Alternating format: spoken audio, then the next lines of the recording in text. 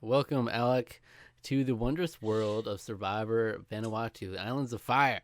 The Islands of Fire. You know, it's interesting. I know we were talking about like it seems like they should be leaning in on the spooky times because it's gonna be October. They were starting in the beginning of September, I believe, when they were airing this. I'm surprised they haven't delved deeper into the kind of mysticism, and I mean, there's skulls on the poster. They haven't done much with the volcano stuff yet, but I also recognize that we were only 3 episodes in, so they've still got plenty of time to lean into that Well, we gotta get to the Halloween episode where everyone's in costume. Yeah, we got confessionals about it, like, But I don't like Sarge's costume. Wouldn't that be amazing?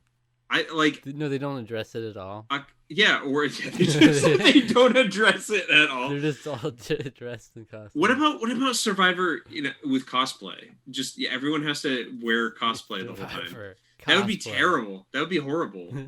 Because think about no, people brought up the idea before, like Survivor the masked singer style, where everybody's got a mask. And yeah, I mean, you'd have to do that in friggin' Siberia in order to be consistent with all the crap you have on. Hey, that's the way you can have you could have Survivor players play again, but not be targeted. Not know who they are. Yeah. Yeah, they'd have to all have voice like Richard Hatch. Sounds like Richard Hatch under there. You'd have to have voice altering. And then at the tribal council, you get voted out, and then you get the reveal. Who was the tigress all along? It was me. Who was in the furry suit the entire time? It's Jenna Lewis. I'm back. Wow, I'm back. It's me. All right. Previously in Survivor Vanuatu, who was voted out? Mia. Shockingly. There was two voted out. There were double. Yeah. We had JP and Mia, two of our favorites. Sucks to lose them. JP, one of our favorites. I was just editing the second episode recently, and I was calling him the wrong John. I was calling him John K. John K, but it is John P. Yeah, and John K is. But we did get in this episode a lot of John K action. Yeah, John K just basically did the simplest thing he could think of. So yeah, in the last episode, it was immunity. It was really, he explained it the most confusing way possible, but it ended up being fairly simple. So they had one challenge for reward. Then after that, the team that lost, was it the team that lost? The team that won got to compete for individual immunity. For individual immunity, that's right. The team that won. And then John K, he won that solo immunity. Mm-hmm. And then he was supposed to give that to someone on the other tribe. So he went over there and immediately split them off, and he's like, all right, so what's the deal here? Yeah. And then he was like, yeah, I basically just let them infight and show me them infighting. But then he just gives it to Amy because she's the one who was least likely to be voted out, so he just wanted to let them do their thing. Yeah, he's like, you need to figure this out. You need to vote whoever you want out. And then you had the whole conversation at the one tribal council between Amy and Twyla. Amy was telling Twyla well, you could try braiding your hair and stuff like that. This is your chance to try to do different things, Yeah. And it was a good little moment there. Yeah, so we'll get to see the fruits of that. Yeah, because Twyla was sort of the expected person to go out, and then instead Mia got voted out. Right, because Eliza did vote Twyla out, but Lisa secretly switched her vote. Yes. So Mia got voted out anyway. Yeah. So it'll be interesting to see the aftermath of that. It's an interesting strategy. So I wonder what that's going to be. Is everyone just going to expect, oh, Eliza just didn't vote with us again, kind of thing, or if it? I'm really interested. Sowing chaos, indeed. So yeah, I mean, there's not as much going on with the men's tribe. It was just some tension with Rory, and Sard really doesn't like Rory, so he was like, "Can't we just vote him out?" Yeah, but I think Chris basically was like, "Chris is like, no, we can get rid of him later. Just play the long game for now, and then so let's vote out JP. JP. We don't need a JP in our life. JP with his insane eyes, who looked like he wanted to murder somebody in the last. Wasn't that the still you used for the episode thumbnail for too? A couple episodes ago, yeah. Yeah. great. Yeah, it was epic. That's the most we got out of JP, though. Yeah. I think we got all we could get out of JP in that moment. Very true. Very true. All right, so let's see what's going to happen. Yeah. If you want to see the highlights of a reaction, click the link in the description and then come back for the discussion afterwards. All right. Let's do it up.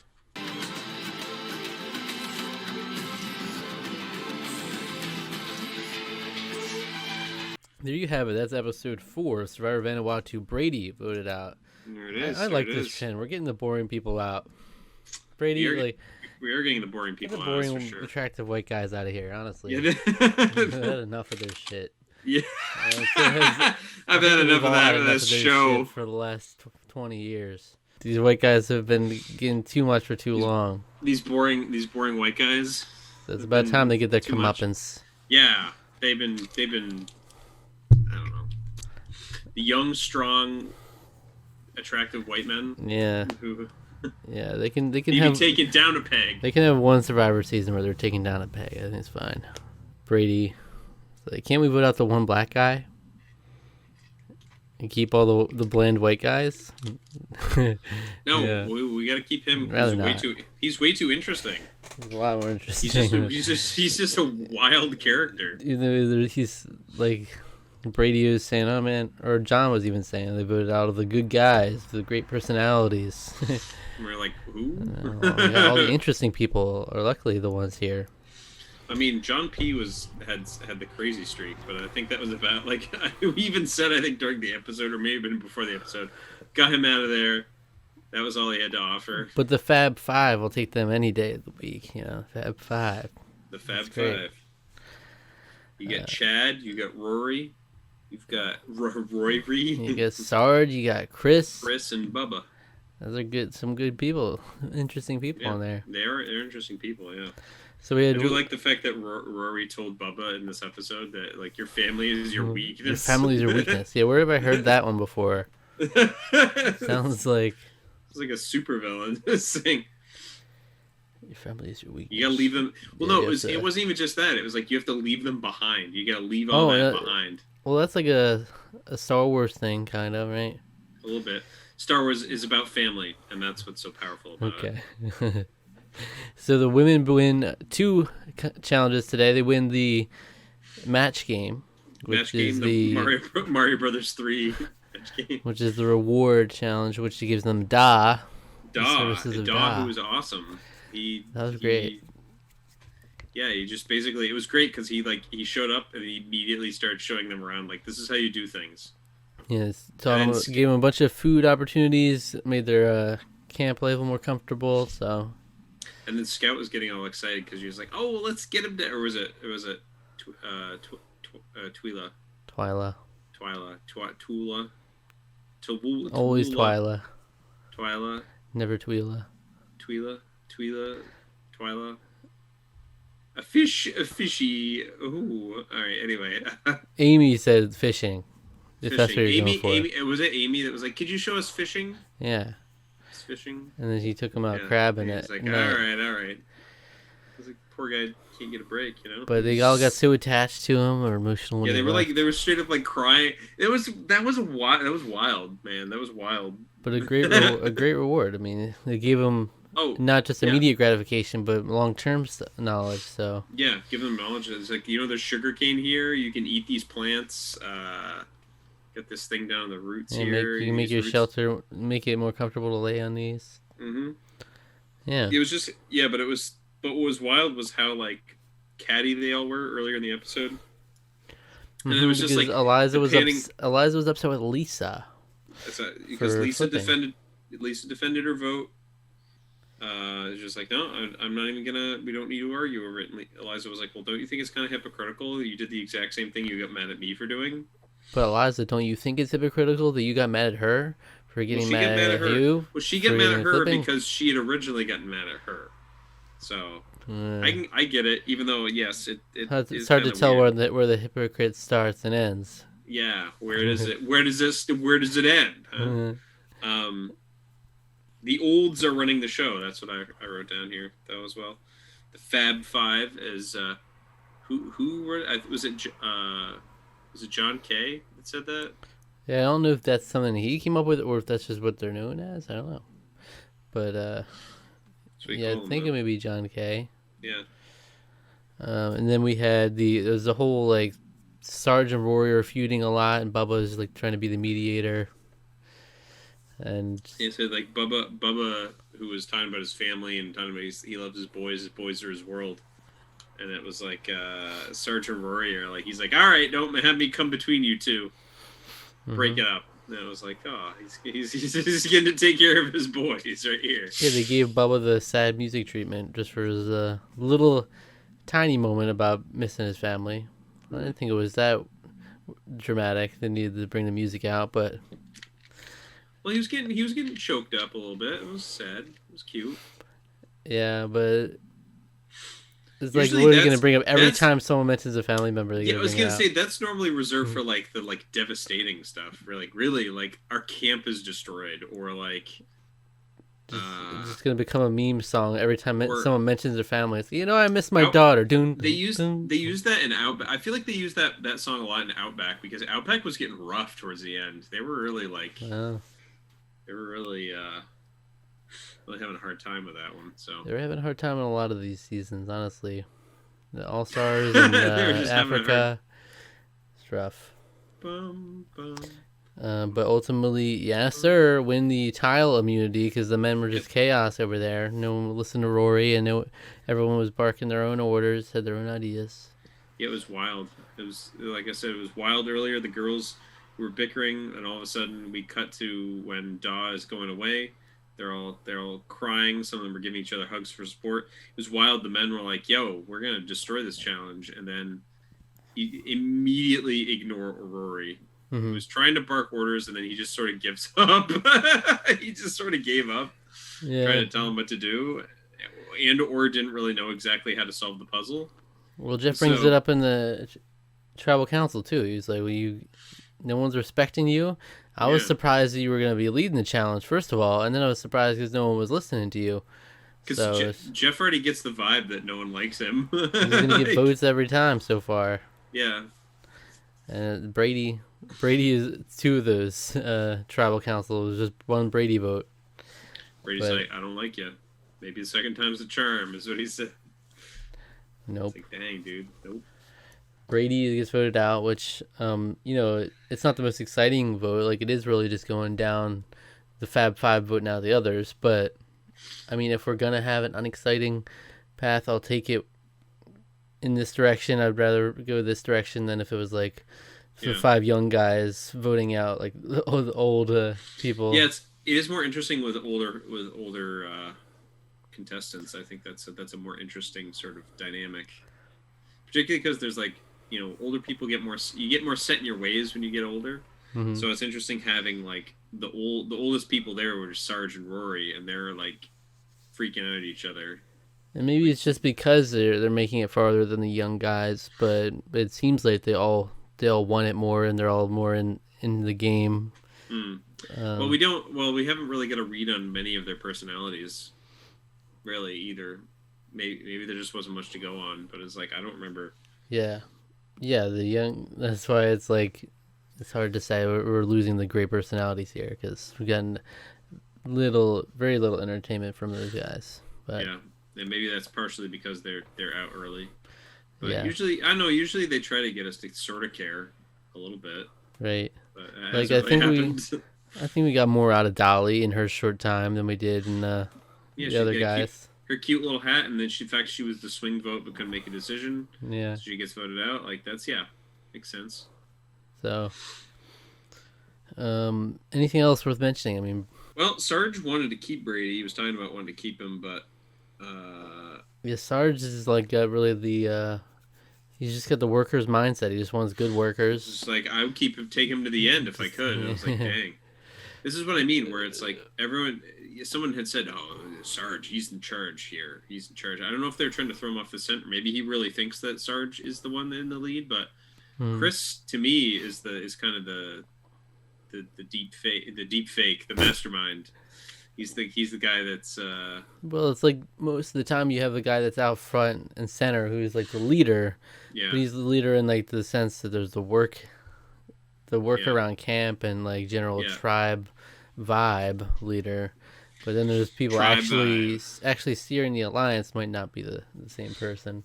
Yeah, that's true. And it generally tends to be like the person who's out front, the leader in the beginning, doesn't go as far. But Boston Rob was basically the tribe leader from the beginning in All Stars. Yeah.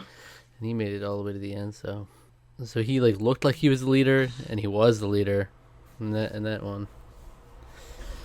But yeah, Chris, like at least from what we've seen, seems to be more the strategic mind at least.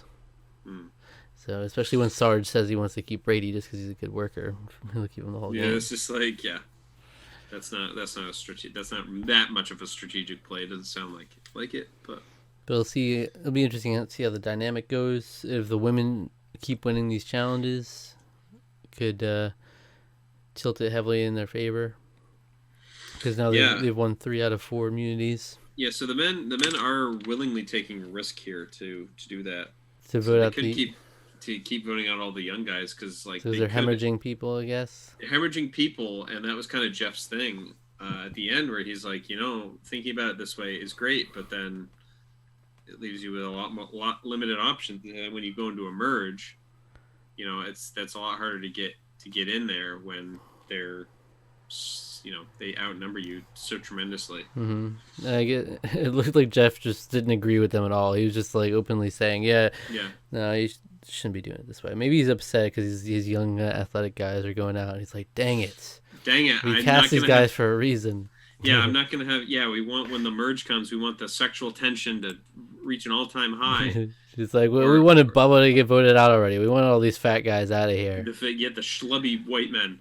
The schlubby white men versus the strong, fit, boring white men. Yeah. You're... It's like, dang it, our ratings are going down. You're only here for the attractive mods. Yeah, it's like they're filming the episodes like months in advance, but it's like they're tanking. The episodes are tanking hard. Guys, the ratings are dropping. They're asking me. Everyone's asking me, how are the guys this season? Wait till you see Brooke and John P. and Brady. Those are the ones you should keep an eye on. This season. The ones to watch. Survivor Vanuatu. They all get voted out first. Yeah. I gotta tell you, you gotta watch out for Dolly. She's the one. She's a keeper. Dolly's my winner pick for sure. That's right. Yeah, top 10 survivors of all time. So, all right. Well, I think that's about it. Brady's out, so we'll have to see next time. Looks like there's some any sort of swappage going on. That's what it seems like, some shakeup of some sort. So. Oh yeah, they did tease something going on where they're like being abducted.